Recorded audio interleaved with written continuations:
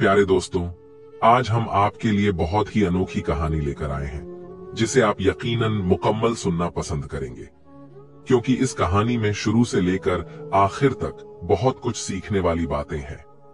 कैसे शहजादी ने गरीब मछुआरे पर जुल्म किए, फिर जब शहजादी को एक दिन काले नाग ने डस लिया, जिसकी वजह से शहजादी की मौत हो गई, तो अगले दिन सबने शहजादी को कब्रिस्तान में दफनाकर आ गए, मगर अगले दिन शहजादी कब्र में थी ही नहीं। आखिर शहजादी की लाश को किसने चुराया, जानिए इस अनोखी कहानी में। प्यारे दोस्तों, कहानी को आखिर तक सुनाएगा, बहुत ही मजेदार कहानी है। तो चलिए अब कहानी को शुरू करते हैं। मुल्क के शाम की एक शहजादी, जिसका नाम शहजादी बानू थी। शहजादी बानू बेहद हसीनो जमील थी, मगर बहुत मगरूर और संगदील थी। उसकी सवारी जिस वक्त शहर के बाजारों से गुजरती तो मकानों की खिड़कियां और दरवाजे बंद कर दिए जाते, दुकानदार दुकानों के पर्दे गिरा देते, राहगीर रास्ते से हटकर गली कूचों में चले जाते, और अगर इत्तेफाक से कोई रह जाता तो उसके लिए हुक्म था कि वह जमीन पर औंधे मुंह लेट जाए, और इस हुक्म की खिलाफत करने वाले शख्स के लिए यह सजा मुकर्रर थी कि उसे चौराहे पर बने हुए चबूतरे पर खड़ा करके उसकी दोनों आंखों में तपती हुई सलाखों से चोट दी जाए। एक रोज शहजादी बानू की सवारी बाजार से ऐसे ही गुजर रही थी। एक बूढ़ा राहगीर दूसरे रास्ते से इस बाजार में दाखिल हुआ।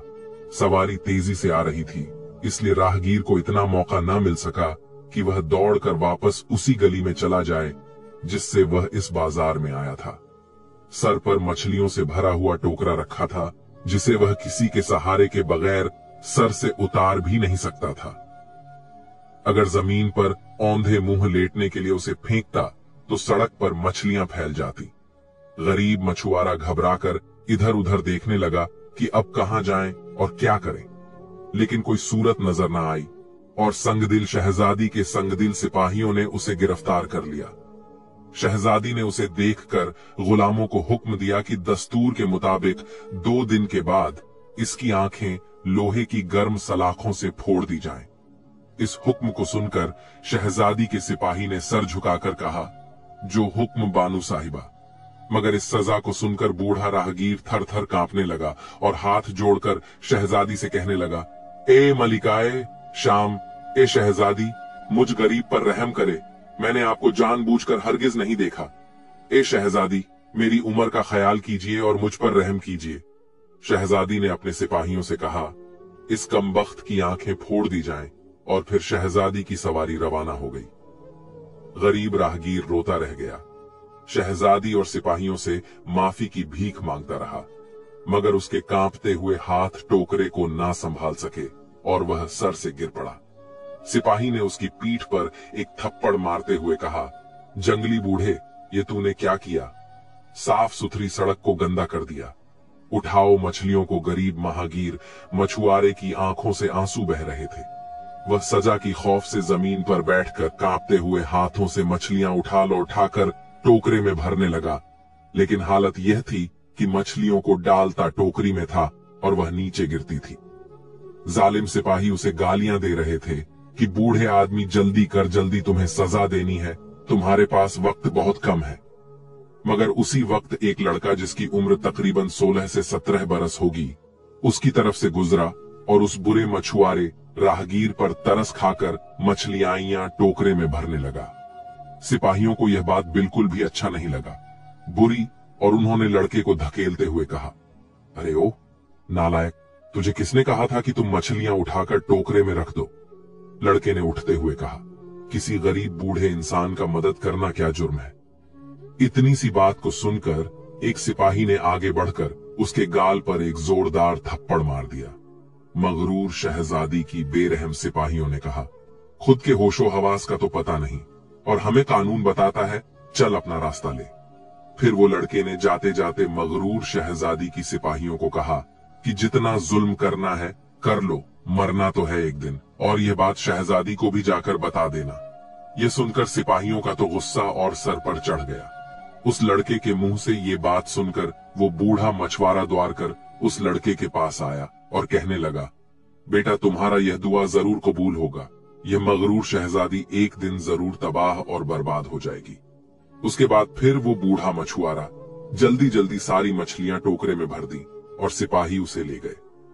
महल में पहुंचकर उस बूढ़े को सजा देने के लिए लेकर गए। इतने में शहजादी बानू बाजारों की सैर करने के बाद वापस अपने महल में पहुंची तो उसकी खास वजीर गुलजार ने कहा, शहजादी साहिबा, मुझे तो इस बूढ़े राहगीर पर तरस आ रहा है। आप अपना हुक्म वापस ले लीजिए, इस गरीब फकीर को माफ कर दीजिए। शहजादी बोली, हरगिज नहीं, मेरी तीर कमान से निकलने के बाद कभी वापस नहीं आता। इस तरह हम अपना दिया हुआ हुक्म वापस नहीं ले सकते। वजीर गुलजार खामोश हो गया, क्योंकि वह जानता था अगर शहजादी से ज्यादा बहस की तो अपने लिए भी किसी सजा का हुक्म हो जाएगा।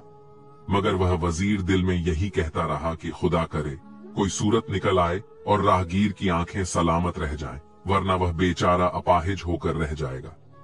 उस मगरूर शहजादी का महल बादशाह के महल से बिल्कुल अलग था और इसके चारों तरफ बहुत सख्त पहरा था। इंसान तो इंसान कोई परिंदा भी पर नहीं मार सकता था। इसीलिए शहजादी अपने आलीशान मकान में तन्हा सोती थी और खिड़कियां खुली रख देती ताकि बाहर की ताजी हवा अंदर आ जाए। उस मगरूर शहजादी को अपनी जान की इतनी डर रहती थी कि वह रात को सोते वक्त भी अपने चारों तरफ नौकरों को पहरा देने के लिए रखते थे। मगर एक रात कुछ ऐसा हुआ कि वह शहजादी ने नौकरों को कहा कि आज तुम लोग मेरे पास मत रहो, आज मैं अकेली ही सोऊंगी। पता नहीं शहजादी के दिल में ऐसा क्या आया कि वह आज अकेली सोने के लिए तैयार हो गई। मगर दोस्तों, वह लड़का जिसने सिपाहियों को होशियार रहने की धमकी दी थी, जिसने उस बुरे मछुआरे की मछली उठाकर दिए थे, इसके बारे में हमने आपको शुरू में बताया। वही लड़का जैसे तैसे करके खिड़की के रास्ते अंदर दाखिल हुआ और एक कोने में खड़े होकर हर चीज को गौर से देखने लगा। उसने देखा कमरे के दरमियान में एक खूबसूरत गुलदान रखा हुआ है जिसमें हर रंग और हर तरह के फूल लगे हुए हैं और उन्हीं फूलों पर सुर्ख रंग का एक हीरा रखा हुआ है और उसकी चमक से सारा कमरा रोशन है। कमरे में यूं तो हर चीज कीमती और निराली थी, लेकिन जो बात उस हीरे में थी, जो चमक उस लाल हीरे में थी, वह किसी भी चीज में ना थी। ये देखते हुए लड़के ने आगे बढ़कर हीरे को उठाया और अपनी माथे की पगड़ी में रख लिया। उसी वक्त कमरा अंधेरा हो गया और वह जिस रास्ते से आया था उसी रास्ते वापस चला गया। रात के आखिरी हिस्से में जब शहजादी बानू की आंख खुली तो उसे कमरे में अंधेरा नजर आया। वह घबराकर बिस्तर से उठ खड़ी हुई और एक एक चीज को टटोलती हुई बड़ी मुश्किल से उस जंजीर तक पहुंची जिसे खींचने से महल की छत पर लटका हुआ घड़ियाल यानी घंटी बजने लगता था। उसने जंजीर को जोर जोर से खींचा और घड़ियाल यानी घंटी की आवाज दूर दूर तक फैल गई। गुलाम कनीज, बंदियां और तमाम पहरेदार घबराकर शहजादी के कमरे की तरफ भागे। इधर बादशाह की आंख भी खुल गई और मालिका भी कलेजा पकड़कर बिस्तर से उठ खड़ी हुई और कहने लगी, हाय हाय, मेरी बच्ची को क्या हादसा पेश आ गया। बादशाह की बीवी बादशाह से जोर जोर से कहने लगी, चलिए जल्दी कीजिए, मेरे शहजादी बानू बेटी को क्या हो गया। फिर दोनों जल्दी जल्दी बाहर निकले और तेज तेज कदम उठाते हुए शहजादी बानू के महल में पहुंचे। शहजादी के कमरे में कोहराम मचा हुआ था। शहजादी बहुत गुस्से में थी और तमाम नौकर हाथ जोड़कर कह रहे थे कि हमने महल में किसी को दाखिल होते नहीं देखा। बादशाह ने आगे बढ़कर शहजादी से मालूम किया कि यहाँ कौन आया था और मेरी शहजादी आपको क्या नुकसान पहुंचाया है। तो उसने कहा, अब्बा हुजूर, मेरे कमरे से हीरा गायब है और यह सब लोग कहते हैं यहाँ कोई नहीं आया। बादशाह ने पहरेदारों की तरफ गुस्से की निगाह से देखा तो नौकरों ने कांपते कांपते कहा, जहां पनाह, हम एक पल के लिए भी गाफिल नहीं हुए और हमने किसी को यहां आते हुए नहीं देखा। बादशाह ने कुछ सोचकर कहा, ठीक है, तुम सब सो जाओ और कल शाम तक चोर को तलाश करो। अगर वह ना मिल सका तो तुम में से हर एक को सख्त सजा दी जाएगी। नौकरों के जाने के बाद मल्लिका ने बादशाह से कहा, मुझे यकीन है कि इनमें से एक आदमी भी चोर नहीं, जरूर बाहर से कोई आया है। इसीलिए सुबह होते ही ऐलान कर दीजिए कि चोर को गिरफ्तार करने वाले को इनाम दिया जाएगा। मगर बादशाह हैरान भी था और परेशान भी, क्योंकि यह पहली चोरी थी जो उसके महल में हुई थी। इसीलिए वह गर्दन लटकाए खामोश अपने महल की तरफ चल दिया और सुबह होते ही उसने ऐलान कर दिया कि जो शख्स शहजादी का गुमशुदा हीरा तलाश करके बादशाह को पेश करेगा उसे मुंह मांगा इनाम दिया जाएगा। दूसरे दिन बादशाह दरबार में बैठा हुआ फरियादें सुन रहा था कि एक खूबसूरत नौजवान लड़का सर पर पगड़ी पहने दरबार में दाखिल हुआ और तख्त के सामने निहायत अदब से हाथ बांधे खड़े होकर सलाम किया। बादशाह ने कहा, तुम कौन हो और क्या चाहते हो? वह कहने लगा, बादशाह सलामत, मैं शहजादी का अनमोल हीरा पेश करने आया हूं और ऐलान के मुताबिक मुंह मांगा इनाम हासिल करने के लिए यहां हाजिर हुआ हूं। बादशाह ने कहा, शाबाश, कहां है वह हीरा? उसने अपनी पगड़ी में से हीरा निकालकर निहायत अदब से बादशाह को दे दिया। बादशाह उसे देखकर बहुत खुश हुआ और कहने लगा, अब कहो, इनाम में क्या चाहिए? लड़के ने कहा, बादशाह सलामत, परसों शहजादी साहिबा ने एक गरीब और बूढ़े राहगीर की आंखें फोड़ने का हुक्म दिया था। उसे वापस लिया जाए और इन 5 सिपाहियों की पीठ पर कोड़े लगवाए जाएं, जिन्होंने राहगीर को गिरफ्तार किया और मुझे गालियां दी। बादशाह ने कहा, तुम्हारा इस राहगीर से क्या रिश्ता है? लड़के ने जवाब दिया, कुछ भी नहीं, मुझे इसकी गरीबी और मजबूरी देखकर इसकी हालत पर रहम आता है।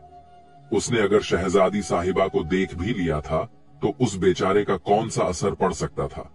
बादशाह ने वजीर आजम फारूक अहमद से कहा, हमने इस राहगीर का कसूर माफ किया, अब उसे आजाद कर दो और 5 सिपाही और इस लड़के को कैद खाने में डाल दो। लड़के ने कहा, बादशाह सलामत, मेरा कसूर क्या है? बादशाह ने कहा, तुम चोर हो, तुमने हीरा चुराया था। लड़का कहने लगा, मैंने तो राहगीर को आजाद कराने के लिए चोरी की थी। बादशाह बोला, अब सफाई की जरूरत नहीं। लड़के ने कहा, अगर मुझे कैद किया तो याद रखिए मैं आपके ताज की चोरी करूंगा और आप मुझे ना पकड़ सकेंगे। बादशाह बोला, नादान लड़के, बेवकूफ ना बनो। फिर उसने सिपाहियों को इशारा किया और वह उसे पकड़कर ले गए। वजीर ने जाकर राहगीर को आजाद किया, सिपाहियों के 20-20 कोड़े लगवाए। शहजादी हीरे को देखकर बहुत खुश हुई और बादशाह के गले में बाहें डालकर कहने लगी, अब्बा जान, इसके चोर को सख्त सजा दी जाए। बादशाह ने कहा, हमने उसे कैद खाने में भेज दिया है और अब सोच रहे हैं कल सुबह सबके सामने इसके दोनों हाथ कटवा दें ताकि देखने वालों को इबरत हासिल हो। चोरी की सजा क्या है? शहजादी कहने लगी, अब्बा जान, ये एकदम बिल्कुल दुरुस्त है, उसने आपका ताज चुराने की धमकी भी दी है। बादशाह ने कहा, मगर हमारे कमरे तक पहुंचने से पहले ही उसके दोनों हाथ कटवा दिए जाएंगे। फिर उसने जाकर वजीर आजम से कहा, आज शाम तक सारे शहर में ऐलान करा दो कि शहजादी का हीरा चुराने वाले चोर के दोनों हाथ कल सुबह कलम किए जाएंगे, लिहाजा सब लोग जमा होकर यह तमाशा देखें। वजीर ने कहा, बहुत बेहतर है, वाकई अगर इस लड़के को यह सजा ना दी गई तो आइंदा यह बहुत बड़ा डाकू बन जाएगा। फिर उसने जाकर इलाके में ऐलान करा दी। फिर वजीर महल में आता है और कैद खाने में चोर लड़के को बादशाह का फैसला सुनाते हुए कहा, अगर तुम चोरी ना करते तो इस कम उम्र में ऐसी सख्त सजा से बच जाते। लड़के ने जोर जोर से हंसते हुए कहा, तुम सब लोग पागल वागल हो गए हो लगता है, भला मेरे हाथ कौन काट सकता है? मैं तो सूरज निकलने से पहले ही इस कैद से आजाद हो जाऊंगा। वजीर ने बाहर आकर जेल के दरोगा से कहा, आज रात सख्त पहरा लगा देना और अंदर बिल्कुल अंधेरा रखना ताकि यह कैदी लड़का किसी चीज को ना देख सके। दरोगा ने कहा, बहुत बेहतर है, आप बेफिक्र हो जाएं। मेरे होते हुए यह कैदी तो क्या एक चींटी भी बाहर नहीं आ सकता है। फिर वहां से वजीर चला गया और दरोगा कैद खाने के चारों तरफ सिपाहियों को मुकर्रर कर दिया। रात गुजर गई और सुबह वजीर ए आजम लड़का देखने के लिए आया, लेकिन वह यह देखकर हैरान रह गया, हथकड़ियां और बेड़ियां जेल के अंदर ही जमीन पर पड़ी हुई हैं। दरवाजे और रोशनदान बंद हैं, लेकिन वो चोर लड़का गायब है। वजीर ने घबराकर दरोगा को बुलाकर सख्त आवाज में चिल्लाया और उससे पूछा, अगर तमाम सिपाही जाग रहे थे तो लड़का कैसे गायब हो गया? दरोगा ने डरते डरते कहा, वजीर साहब, आज की रात तो मैं खुद भी यहां पर था और थोड़ी थोड़ी देर के बाद यहां आकर मुआयना करता रहा। समझ में नहीं आता कि वह कैसे निकला और कहां चला गया। वजीर को बहुत गुस्सा आया और उसने जाकर बादशाह से शिकायत की। वह भी गुस्से से आग बबूला हो गया और बादशाह ने हुक्म दिया कि जितने भी लोग आज रात पहरे पर मुकर्रर किए गए थे, सबको कैद खाने में डाल दो और सबको सुबह शाम 20-20 कौड़े लगाओ। बादशाह का सारा दिन परेशानी और गुस्से की हालत में गुजर गया। बादशाह ने उस दिन किसी से भी बातचीत नहीं की। मल्लिका और शहजादी दोनों माँ बेटी को भी नहीं देखा और रात को भी वक्त से पहले ही बिस्तर पर लेट गया। शहजादी बानू सुबह हुई तो बादशाह के पास आई। उसने देखा कि वह बहुत ही उदास है और सर पकड़े हुए खिड़की से झांक रहा है। शहजादी ने उसके करीब जाकर उसके पेशानी पर हाथ रखा और कहा, अब्बा जान, आपकी उदासी का सबब क्या है? उसने जवाब दिया, कल वह चोर लड़का कैसे भागने में कामयाब हो गया और आज रात मेरा ताज चुरा कर ले गया। ये बहुत ही अजीब बात है कि वह सबकी आंखों में धूल झोंक कर महल में दाखिल हो जाता है और जो चीज चाहता है उठाकर ले जाता है। शहजादी कहने लगी, मेरा ख्याल है वह यहाँ के नौकरों से मिला हुआ है, वरना उसे महल में दाखिल होने की जुर्रत भी कैसे की। बादशाह ने कहा, मुझे यकीन है इस बूढ़े राहगीर से उस लड़के का जरूर कोई ताल्लुक है, लिहाजा इसे गिरफ्तार करने के लिए उस राहगीर को बुलवा कर यहाँ रखा जाए और किसी को सख्त सजा का ऐलान किया जाए। फिर जैसे ही वह इसकी मदद के लिए आए उसे गिरफ्तार कर लिया जाए। शहजादी बानू ने कहा, यह बहुत अच्छी तदबीर है। बादशाह ने उसी वक्त वजीर ए आजम को बुलवाकर उसे अपनी तदबीर से आगाह किया। वजीर ने सोचकर जवाब दिया, उस लड़के से ताज हासिल करने के बाद उसे अपनी निगरानी में रखना चाहिए। शहजादी बानू बोली, उसे रस्सियों में जकड़कर मैं अपने कमरे में रखूंगी, फिर देखती हूं कि यह कैसे भागता है। वजीर ने जाकर सिपाहियों को हुक्म दिया कि वह राहगीर को पकड़ कर ले आए। हुक्म की देर थी। सिपाही घोड़े पर सवार होकर गए और 1 घंटे में बूढ़े को लेकर आ गए। बादशाह ने उसे तो शाही मेहमान खाने में भेज दिया और शहर में ऐलान कर दिया कि बूढ़े राहगीर की आंखें निकालकर चील कौवों को खिलाई जाएगी और वह इस वक्त शहजादी के महल में कैद है। इस ऐलान को सुनकर वह लड़का बहुत गुस्से में आया और कहने लगा, मुझ पर जोर नहीं चला तो फिर गरीब बूढ़े को निशाना बना लिया, मगर बादशाह और शहजादी की इस मकसद में कामयाब हो पाना मुश्किल है। फिर क्या था, रात हुई और रात के वक्त शहजादी के महल पर बहुत सख्त पहरा था। बादशाह भी भेष बदले हुए नीचे गश्त लगा रहा था। शाम के करीब एक अजीब मामला पेश आया। शहजादी के कमरे से एक अजीब चीख निकली और सारा महल गूंज उठा। बादशाह, वजीर और सिपाही घबराकर बेतहाशा दौड़े और जल्दी जल्दी कमरे में दाखिल हुए।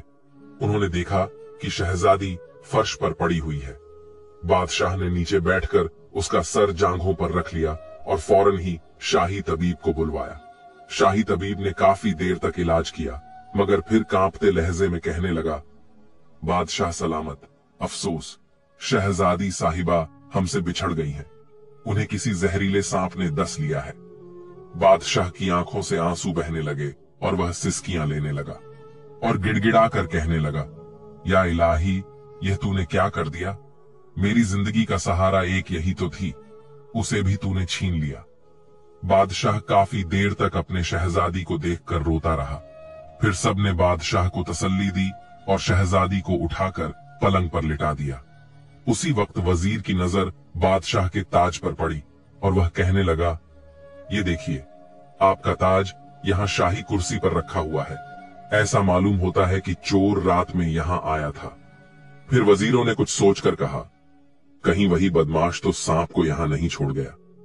बादशाह ने उसकी बात पर तवज्जो ना दी, क्योंकि इस वक्त उसका कलेजा अपनी इकलौती बेटी के गम से फटा जा रहा था। फिर रात भर इसी कशमकश में बादशाह आंसू बहाता रहा और महल में एक गम की लहर छाया हुआ था। फिर सुबह हुई तो सबने पास के कब्रिस्तान में उस शहजादी बानू को दफना दिया। इस अफसोसनाक खबर से सारे मुल्क पर गम छा गया। घर घर अफसोस किया जा रहा था। दुकान, मदरसे, अदालतें, गर्ज हर कारोबार बंद कर दिया गया। मस्जिदों और दरगाहों में शहजादी के लिए दुआएं मांगी जा रही थीं। दूसरी सुबह बादशाह अपने वजीरों के हमराह अपनी चहेती बेटी की कब्र पर फातिहा पढ़ने और फूल चढ़ाने के लिए गया तो उसने देखा कि कब्र खुली हुई है। इधर उधर मिट्टी के ढेर लगे हुए हैं और कब्र में से मैयत गायब है। यह हाल देखकर बादशाह के दिल को ऐसा सदमा पहुंचा, वह बेहोश होकर जमीन पर गिर पड़ा। लोगों ने पानी लाकर बादशाह के चेहरे पर छींटे मारे। फिर उसे होश आया, मगर उसके हवास कायम न थे। बादशाह सबकी सूरत इस तरह देख रहा था जैसे वह सब इसके लिए अजनबी थे। वजीरों ने आपस में मशवरा करके बादशाह को उठाया और घोड़ा में लिटाकर महल की जानिब रवाना हो गए। शाही तबीब ने बादशाह का इलाज किया और 4 रोज के बाद उसके हवास कायम हो गए। उसे बेटी के मरने का इतना गम न था जितना उसकी मैयत के गायब हो जाने का मलाल था। इसलिए उसने जासूसों को मुकर्रर कर दिया कि वह मैयत चुराने वाले का सुराग निकाले। जासूस शहर दमिश्क में एक बड़ी फौज को फैलाकर चोर को तलाश करने लगे, लेकिन उन्हें क्या मालूम था मैयत का चोर शहर दमिश्क से निकलकर मुल्क शाम की सरहद भी पार कर चुका था।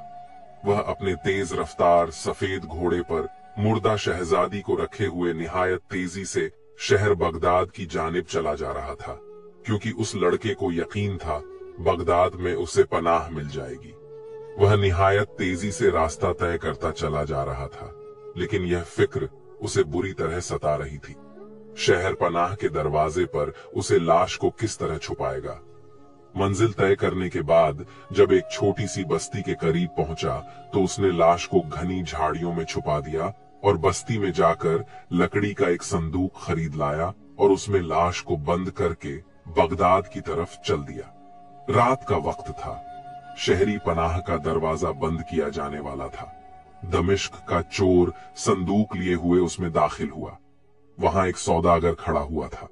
उसने उसे रोक लिया और कहा, तुमको मेरे यहाँ 3 रोज मेहमान बनकर रहना होगा, क्योंकि मैं हर जुम्मे की रात को यहाँ आता हूँ और सबसे आखिर में आने वाले शख्स को अपना मेहमान ठहराता हूँ। आज इत्तेफाक से शहर पनाह में दाखिल होने वाले तुम आखिरी शख्स हो। दमिश्क का चोर, जो इस वक्त एक लाश लिए हुए था, सोचने लगा कि अब मुझे क्या करना चाहिए। अगर मैं इसके यहाँ मेहमान ठहर गया तो इस लाश का हाल जरूर मालूम हो जाएगा। लेकिन फिर उसे ख्याल आया, अगर मैं किसी सराय में गया तो वहां भी यह राज खोले बगैर नहीं रहेगा। इससे तो बेहतर है मैं इसी सौदागर के साथ चला जाऊं।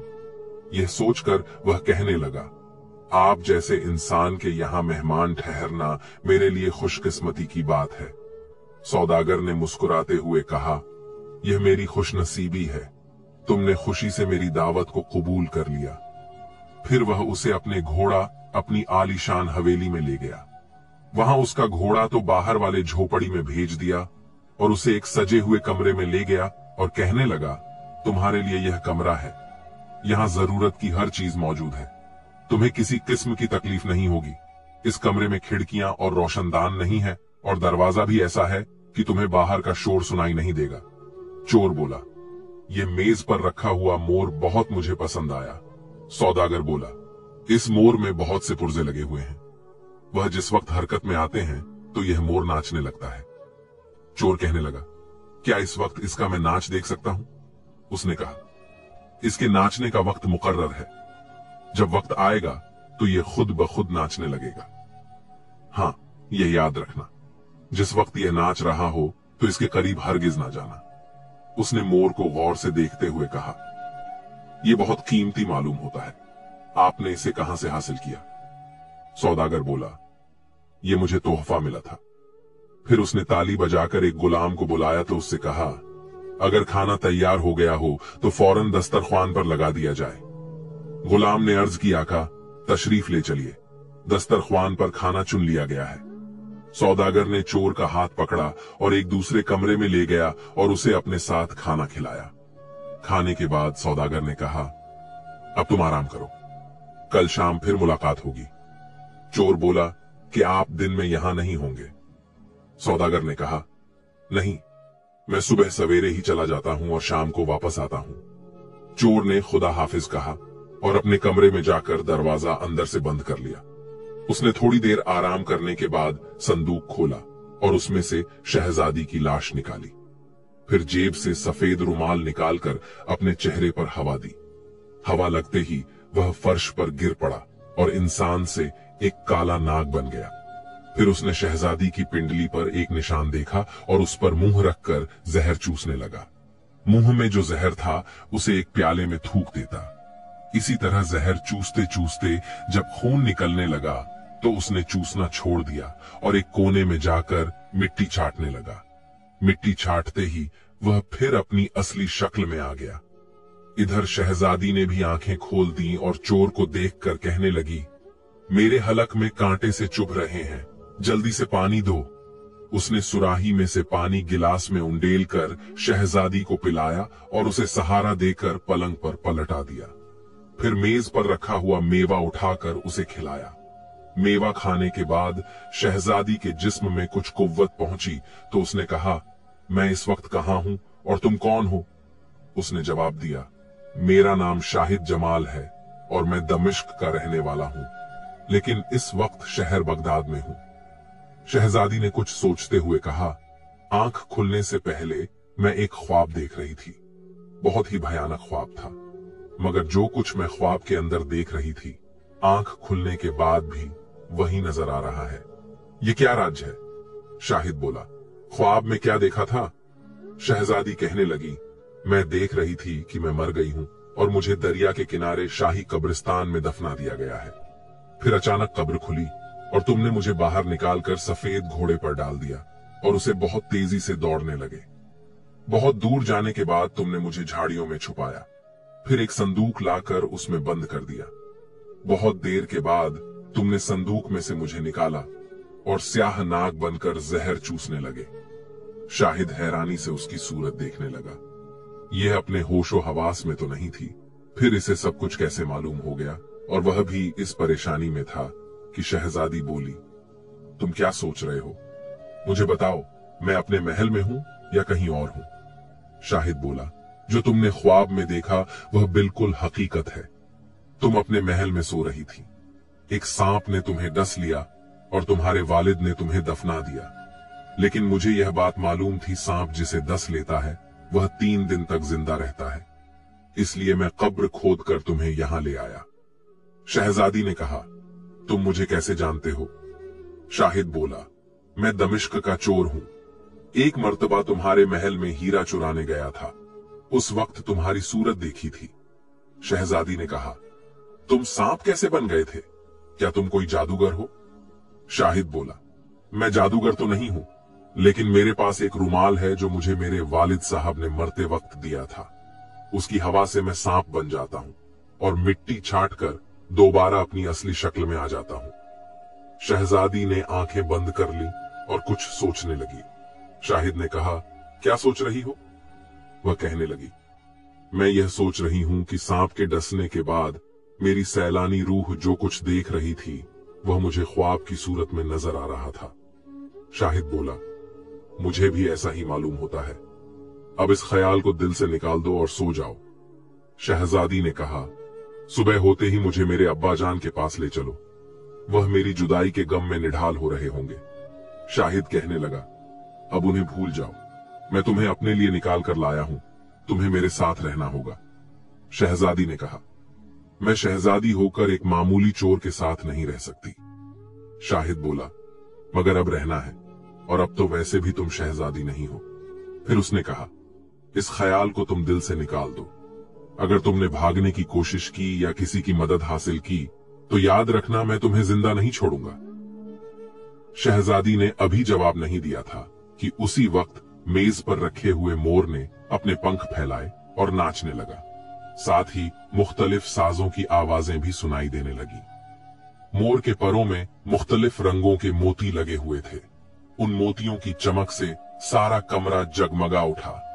शहजादी और शाहिद दोनों मोर का नाच बड़ी हैरानगी से देख रहे थे। थोड़ी देर के बाद एक मोती फर्श पर गिर पड़ा और उसी वक्त मोर ने नाचना बंद कर दिया। शाहिद यह चाहता था कि वह मोती को हाथ में लेकर देखे कि वह असली है या नकली। लेकिन शहजादी ने यह कहकर रोक दिया कि पराई चीज है, इसे हाथ ना लगाना। शाहिद बोला, मैं इसे चुराना तो नहीं चाहता। शहजादी ने कहा, कुछ भी हो, इसे हाथ ना लगाओ। शाहिद ने उसके कहने पर मोती को पड़ा रहने दिया। फिर थोड़ी देर के बाद शहजादी सो गई, लेकिन शाहिद जागता रहा। बैठे बैठे उसने सोचा, सांप बनकर देखना तो चाहिए सौदागर की हवेली में कैसा कैसा सामान है और इसमें कौन कौन रहता है। यह सोचकर उसने रुमाल निकाला और चेहरे पर हवा देकर सांप बन गया और रेंगता हुआ कमरे से बाहर निकल गया। उसे हवेली के 20 से 25 कमरे थे। हर कमरा कीमती और अनमोल चीजों से सजा हुआ था। उन्हें देखने के बाद वह छत पर बने हुए कमरे में गया। यह कमरा नीचे के 20 से 25 कमरों से बिल्कुल मुख्तलिफ था। इसमें सजावट की हर एक चीज न थी। हर तरफ मुर्दों की खोपड़ियां और हड्डियां नजर आ रही थी। सामने दीवार पर एक शीशा लटका हुआ था और उसके करीब एक मेज रखी हुई थी जिस पर तेज रोशन था। सौदागर लंबा कोट पहने हुए लैंप की चिमनी उठा रहा था और उसने जैसे ही चिमनी उठाई, लैंप में से धुआं निकलने लगा और शीशे में वह सुर्ख मोती जो मोर की दुम से निकलकर गिरा था, साफ चमकता हुआ नजर आने लगा। सौदागर ने मोती को देखकर चिमनी को लैंप पर रख दिया और कुछ सोचने लगा। शाहिद ने यह तमाशा देखा तो समझ गया कि यह शख्स सौदागर नहीं बल्कि जादूगर है और इस सूरत में जरूर कोई राज है। फिर वह सोचने लगा, यह बेहतर ही हुआ जो मैंने इसे हाथ नहीं लगाया। यह सोचकर वह रेंगता हुआ वापस अपने कमरे में चला गया और मिट्टी चाटकर अपनी असली शक्ल में आ गया और दरवाजा अंदर से बंद करके शहजादी के पलंग के पास ही नीचे बिछे हुए कालीन पर सो गया। सुबह जब उसकी आंख खुली तो शहजादी भी जाग रही थी। उसने शहजादी को सारा हाल सुनाया और कहा, अब हम यहां से निकलना चाहे वरना ये जादूगर हमें नुकसान पहुंचाएगा। शहजादी कहने लगी, मैं तो खुद भी यहां रहना नहीं चाहती, हमें फौरन दमिश्क रवाना हो जाना चाहिए। शाहिद ने अभी कोई जवाब नहीं दिया था कि जादूगर मौजूद हुआ और शहजादी को देखकर शाहिद से कहने लगा, ये कौन है और यहां कब आई? उसने जवाब दिया, ये मेरी बीवी है और डाकुओं के खौफ से मैं इसे संदूक में लिटा कर लाया था। जादूगर खामोश हो गया। फिर उसने फर्श पर पड़ा हुआ मोती उठाकर मोर के पैरों में लगा दिया। शहजादी बोली, अब आप हमें इजाजत दीजिए, हम यहां से जाना चाहते हैं। जादूगर ने कहा, अभी नहीं, मैं अपने मेहमान को 3 दिन के बाद रुखसत करता हूं। अगर तबीयत घबरा रही है तो नाश्ता करने के बाद मेरे बाग की सैर करना। वहां बहुत ही अजीबोगरीब चीजें हैं, उन्हें देखकर तुम हैरान रह जाओगी। यह कहकर जादूगर चला गया और थोड़ी देर के बाद उसने दोनों के लिए नाश्ता भेज दिया। नाश्ते में शेर कोरमा, सेब का मुरब्बा, मैदे के पराठे, शाही टुकड़े और शहद था। शहजादी कहने लगी, इनमें से कोई ऐसी चीज ना हो जिस पर उसने जादू किया हो। शाहिद बोला, मैं भी यही सोच रहा था, लेकिन अब क्या करना चाहिए? शहजादी ने कहा, हम इसमें से कुछ नहीं खाएंगे, भूखा रहना ही बेहतर है और बाकी सैर के बहाने यहां से भाग जाएंगे। शाहिद ने इस तजवीज को पसंद किया और सारा नाश्ता काले संदूक में डालकर प्लेटें खाली कर दी। फिर जादूगर आया और दोनों को अपने हमराह बाग में ले गया और कहने लगा, मैं तो बाजार जा रहा हूं, तुम दोनों यहाँ की सैर करो, लेकिन इस बाग की किसी चीज को हाथ ना लगाना। जादूगर चला गया और दोनों सैर करने लगे। वह दोनों यह देखकर हैरान थे, जिस शाख में फूल लगे हुए थे उसमें एक पत्ती भी नहीं थी। दोनों सैर करते करते एक 12 दरी में पहुंचे जहां बेशुमार पिंजरे लटके हुए थे और हर पिंजरे में एक खूबसूरत परिंदा बंद था। शहजादी ने कहा, मैंने ऐसे परिंदे आज तक नहीं देखे। शाहिद बोला, उन्हें हासिल करना जादूगर के लिए क्या मुश्किल है। उसी वक्त एक सफेद परिंदे ने कहा, क्या तुम हमारी मदद करोगे? शहजादी बोली, तुम इंसानों की तरह बोलना भी जानते हो, कहो क्या मदद चाहिए? परिंदे ने कहा, हम सब जानवर नहीं, इंसान है जालिम। जादूगर ने हमें जानवर बनाकर पिंजरों में कैद कर रखा है। अगर तुम किसी सूरत से हवेली की छत पर जाकर लैंप रोशन करो और धुआं निकलते उसकी चिमनी को तोड़ दो तो हम फिर से दोबारा इंसान बन जाएंगे। एक और परिंदा बोला, तुम दोनों इस जादूगर के कौन हो? शाहिद ने कहा। हम उसके मेहमान हैं। परिंदा बोला, क्या तुमने मोर का नाच देखा था? शाहिद ने कहा, हाँ, हमने नाच देखा था। उसके पैरों में से एक मोती गिरा था, उसे हमने नहीं उठाया। आज सुबह नाश्ता आया तो हमने नहीं किया। तो परिंदा कहने लगा, इसलिए तुम दोनों बच गए, वरना मोती उठाते ही तुम जानवर बन जाते और नाश्ता करते ही तुम जादूगर के गुलाम हो जाते और जो वह कहता सो करते। अब उसके हाथ की कोई चीज ना खाना। दोनों वापस अपने कमरे में आ गए। शहजादी तो पलंग पर लेट गई और शाहिद छत पर चला गया। वहां उस वक्त कोई न था, इसलिए उसने लैंप रोशन करके चिमनी उठा ली। उसी वक्त धुआं निकलने लगा। फिर उसने चिमनी को जमीन पर जोर से मारा। उसके टुकड़े टुकड़े हो गए और वह भागता हुआ नीचे उतर आया। अपने कमरे में गया तो देखा शहजादी एक बहुत ही खूबसूरत लड़के से बातें कर रही है। उसने शाहिद को देखकर सलाम किया। फिर शहजादी बोली, मेज पर रखा हुआ मोर तो गायब हो गया और यह लड़का नजर आने लगा और यह कहता है कि जादूगर ने इसे भी जादू से मोर बना रखा था। शाहिद ने कहा, चिमनी तोड़ने से जादू का असर जाता रहा, अब वह तमाम परिंदे भी इंसान बन गए होंगे। मैं जाकर देखता हूं। यह कहकर शाहिद बाग में गया। वहां पीले फूल अब मुख्तलिफ रंगों के हो गए थे और सामने से लोगों का एक गिरोह चला आ रहा था। करीब पहुंचकर हर शख्स ने शाहिद का शुक्रिया अदा किया और उससे कहा, जादूगर की वापसी से पहले पहले हम सबको यहां से चले जाना चाहिए। शाहिद ने उन सब के हालात दरियाफ्त किए और उसे मालूम हुआ उनमें से ज्यादा लोग सौदागर थे जो अपना माल असबाब बेचने के बाद बगदाद आए थे। बाकी लोगों में से कोई शहजादा था, कोई बादशाह जो भेस बदलकर बगदाद की सैर करने और यहाँ के हालात दरियाफ्त करने आया था, और उन सब का कीमती सामान जादूगर ने अपने कब्जे में कर लिया। शहजादे ने उन सब से कहा, हवेली में चलकर सब अपना अपना माल समेट ले ताकि किसी को नुकसान ना हो।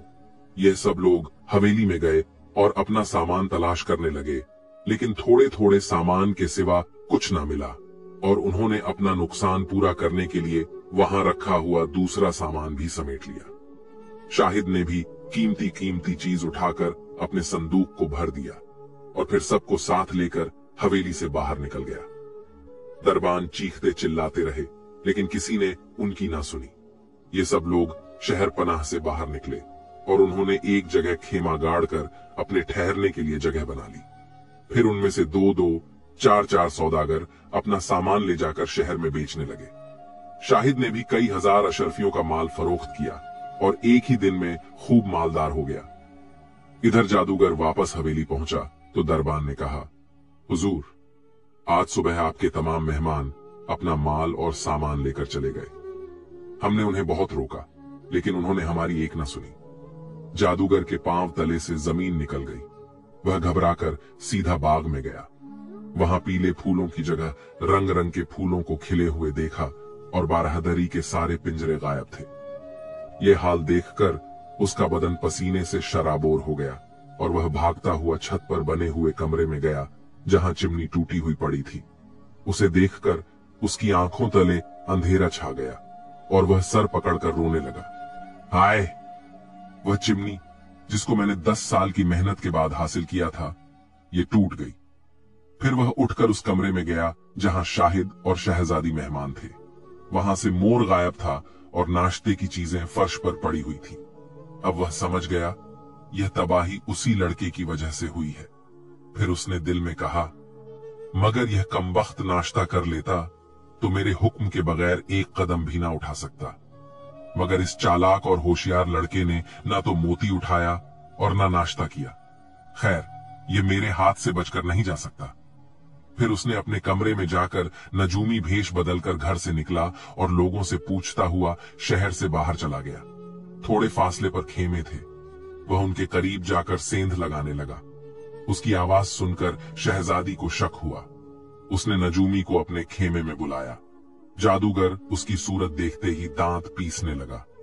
यही मेरे दुश्मन की बीवी है, मैं इसे हरगिज न छोड़ूंगा।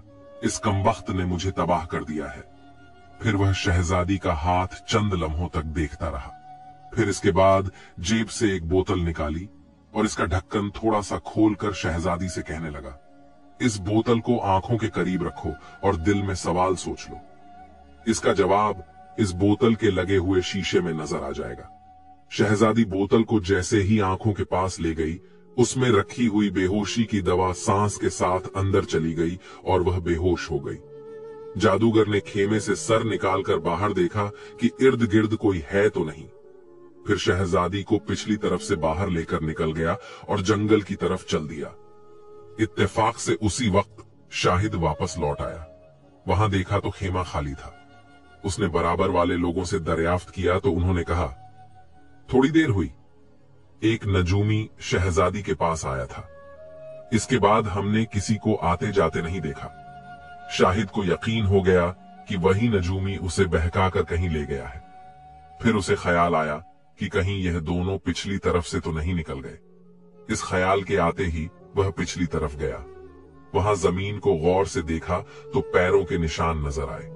बस फिर क्या था, वह तेज तेज कदम उठाता हुआ चलते चलते जब वह बहुत दूर पहुंच गया तो उसे जादूगर नजर आया, जो कंधे पर शहजादी को डाले हुए लिए जा रहा था। शाहिद ने फौरन ही रुमाल निकाल लिया, लेकिन फिर कुछ सोचकर जेब में डाल लिया और दौड़ने लगा। शाहिद जैसे ही जादूगर के करीब पहुंचा, उसने पलट कर देखा और कहा, खबरदार, मुझसे दूर रहना वरना जलाकर राख कर दूंगा। शाहिद बोला, मक्कार, दगाबाज और बदमाश, इसे नीचे उतार दे वरना तुझे खाक में मिला दूंगा। जादूगर ने शहजादी को नीचे फेंक दिया और जेब से किसी मुर्दे का पंजा निकालकर बोला, अगर अपनी जान की खैर चाहता है तो वापस चला जा, वरना मैं तुझे इंसान से हैवान बना दूंगा। शाहिद ने कहा, बेहतर है मैं जा रहा हूं। यह कहकर वह एक तरफ चला गया और झाड़ी में छुपकर रुमाल के जरिए सांप बन गया और घास में रेंगता हुआ जादूगर के पीछे पहुंच गया। वह शहजादी को उठाने के लिए जैसे ही झुका, उसने उसकी पीठ पर डंक मार दिया। उसे दस लिया और वह हाय कहकर नीचे गिर पड़ा। थोड़ी देर तड़पता रहा, फिर ठंडा हो गया। शायद मिट्टी चाटकर अपनी असली शक्ल में आ गया। फिर उसने शहजादी को हवा दी, चश्मे से पानी लाकर छींटे दिए तो उसे भी होश आ गया। शाहिद ने कहा, अगर मैं वक्त पर न पहुंचता तो यह कमबख्त न जाने तुम्हारे साथ क्या सुलूक करता। शहजादी ने जो गौर से उसकी तरफ देखा तो वह जालिम जादूगर था। वह घबराकर उठ खड़ी हुई और कहने लगी, मुझे क्या खबर थी, वह कमबख्त नजूमी बनकर आया था। शाहिद ने बोला, खैर, मैंने उसे ठिकाने लगा दिया है, चलो वापस चलें। दोनों जब वापस पहुंचे तो सब लोग अपना सामान बांध रहे थे। शाहिद ने दरियाफ्त किया। उन लोगों ने बताया कि उनका सारा सामान फरोख्त हो गया है और वह सब वापस जाने की तैयारी कर रहे हैं। शाहिद ने कहा, जाने से पहले मैं चाहता हूं चलकर यहां के बादशाह से सारे हालात बयान कर दिए जाएं। सब ने इस तजवीज को पसंद किया और सामान बांधकर शाहिद के हमराह चल दिए। बादशाह के महल में पहुंचने के बाद उन्हें ज्यादा देर इंतजार नहीं करना पड़ा। जल्दी ही मुलाकात हो गई। बादशाह ने इत्मीनान से बैठकर सारे हालात सुने, फिर शाहिद को शाबाशी दी और वजीरों को हुक्म दिया वह जंगल से जादूगर की लाश को मंगवा ले। वजीर हुक्म बजा लाने के लिए रवाना हो गए।